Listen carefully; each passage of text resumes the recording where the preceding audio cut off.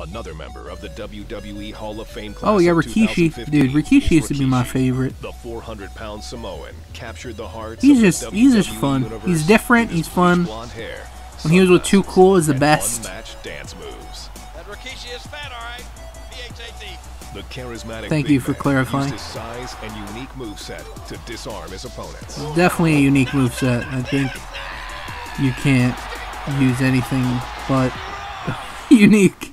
Rikishi made his mark in an era that was defined by attitude, and no man represented that more than Stone Cold Steve Austin. Are we fighting Austin? I thought it was The Rock.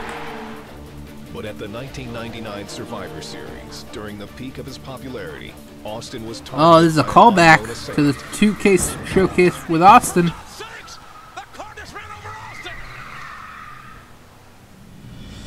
The brutal attack would put Austin out of action for nearly a year with a neck injury. During his absence, Commissioner Mick Foley conducted his own investigation. I did it for you, came to Rock. a shocking conclusion. I did it. What? I did it for The Rock. We were always held back. Us Samoans. High Chief Peter Maivia, Alpha and Sika, they were all held back.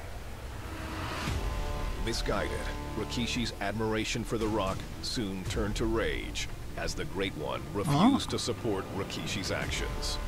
The Rock wants nothing to do with you. I remember as a kid. I feel like I've told this story before, but fuck it, I'm gonna tell it again. I used to be a huge figure collector, wrestling figure collector. One I always wanted was Rikishi. Never fucking anywhere. Never. And then one day I remember my mom found him at some random toy store and surprised me with it, and I was just so fucking happy and elated. I will never forget that. Honestly, I still remember to this day. You know, I was just so excited. She showed it to me, and I was like, "Holy fuck! I always wanted him." And it was fun. I think I still have the figure. It's crazy. I think I've still got all of, if not most, of my wrestling figures. I still keep up with the Mattel. I'm gonna be honest. I look more than I collect. There's been like one or two that I've picked up of like people I really like. Like I picked up a Daniel Bryan one, the first Daniel Bryan one. I picked up a Macho Man one when they released him, because the company before never did a Macho Man figure, and I was like, fuck, I gotta get the Macho Man figure. And a couple others, but Mattel is doing a great job. The Elite series is fucking phenomenal. Great looking figures.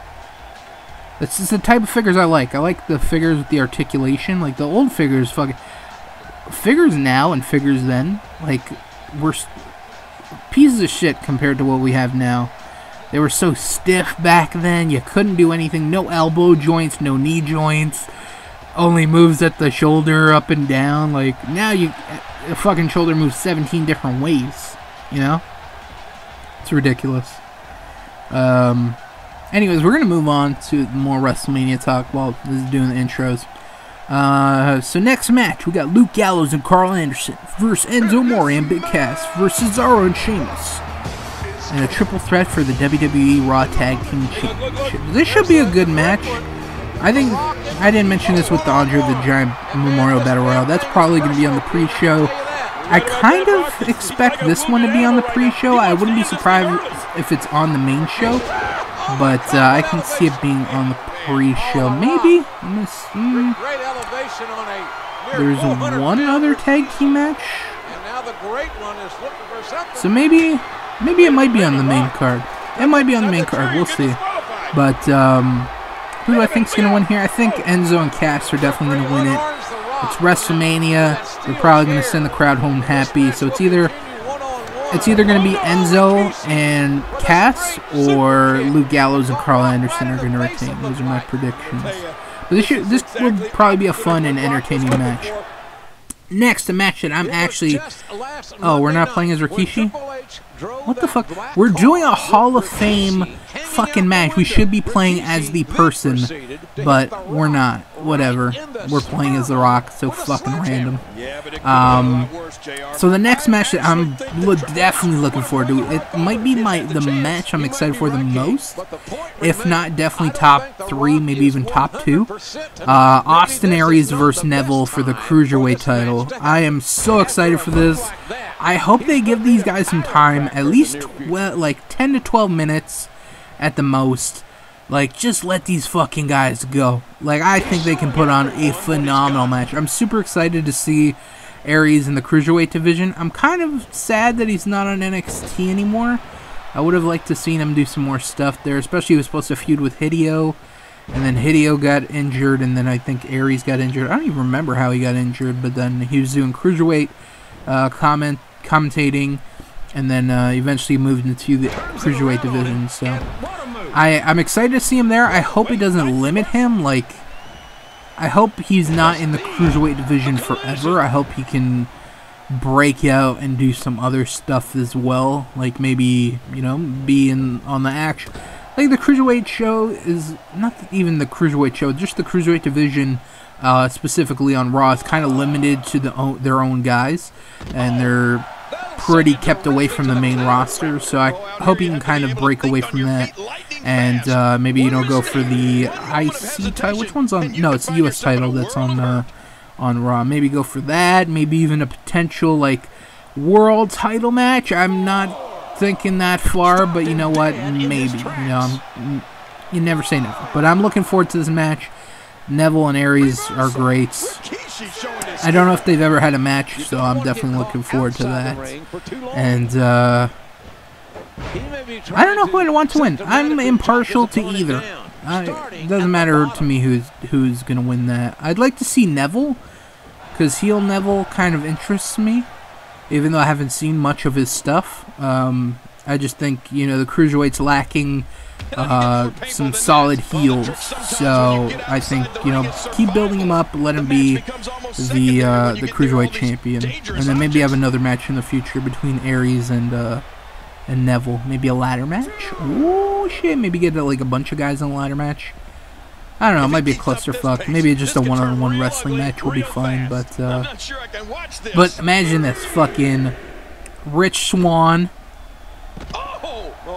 I'm trying to think of someone else who might be good. Rich Swann. Maybe it'd be a 6-man challenge. I was thinking like a 4-way Cruiserweight ladder match, but maybe 6 might be good. You get Rich Swann. You get Neville. You get Aries. You get... Gotta have Brian Kendrick in there. Get Tozawa, and then someone else, maybe Tony Nese. And you got a pretty good match right there. There's a lot of good guys. You could throw Jack Gallagher in there. There's a lot of people you can have in there. But anyways, next match. This is the shit match that I don't really care about, because I haven't paid much attention to it, but I think it's a Battle Royale. I'm not sure. Oh, shit.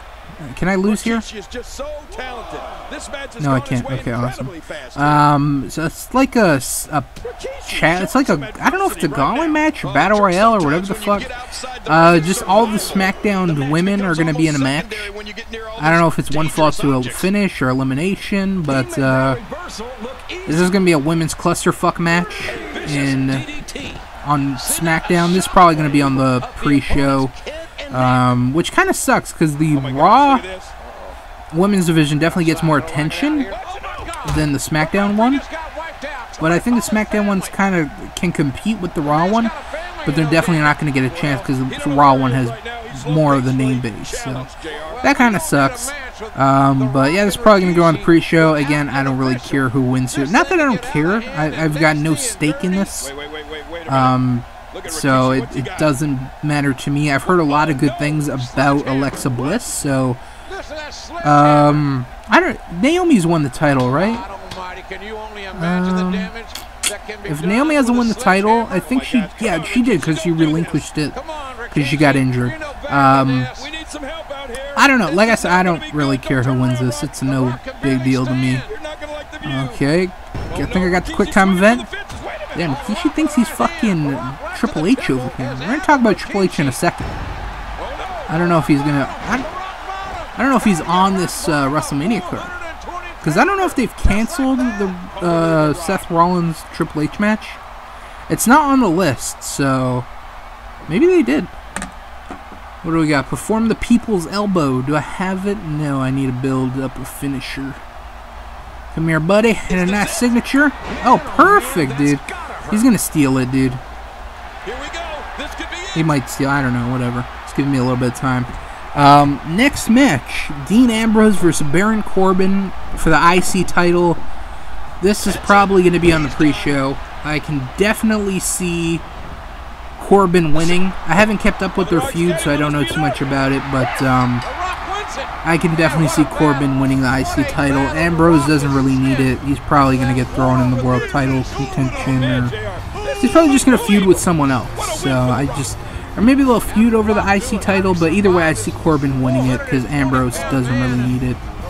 Corbin definitely needs it because he's coming up, and this can kind of solidify him as a top mid-card guy with winning the title.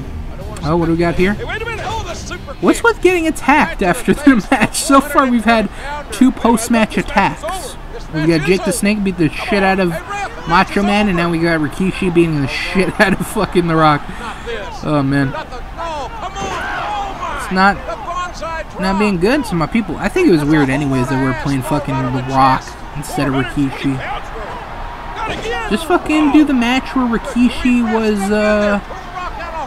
either, you know, pick the 6-pack challenge in the Hell in a Cell where they throw him off and he lands in that wagon, or pick the match where he wins the IC title, or pick the tag team title match where him and Scotty won against the Bashams, or maybe him and Rico when they beat Billy and Chuck. Those would have been pretty good. I think those would have been better moments than this. This is a bigger match for Rikishi, but he fucking lost the match, and we didn't even play as him, so I think it was a stupid, terrible choice for him. I don't know. I wonder if they had any input. Well, Macho Man definitely didn't have any input because he's kind of dead, but I wonder if Rikishi had any input, and like, oh yeah, pick this match. You know, I think it's one of my favorites or whatever. So I don't know. Whatever. I'm not even going to talk about the next match because this is about to end, so we'll just wait for the next match to talk about it.